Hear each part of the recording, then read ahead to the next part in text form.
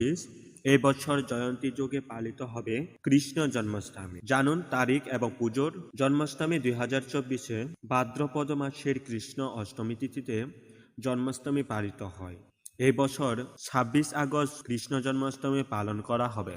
অষ্টমী তিথি রোহিণী নক্ষত্রের সময় ও পুজোর শুভক্ষণের সম্পর্কে এখানে বিস্তারিত জেনে নিন। জন্মাষ্টমী 2024 সনাতন ধর্মে কৃষ্ণ জন্মাষ্টমীর বিশেষ মাহাত্ম্য রয়েছে। ভাদ্রপদ মাসের কৃষ্ণ পক্ষের অষ্টমী তিথিতে কৃষ্ণ জন্মাষ্টমী পালিত হবে। শ্রীমদ্ ভাগবত পুরাণে অনুযায়ী শ্রী অষ্টমী তিথি রোহিণী নক্ষত্র বৃষলগ্ন ও বুধবার মাঝরাতে মথুরার কারাগারে কৃষ্ণ জন্মগ্রহণ করেন।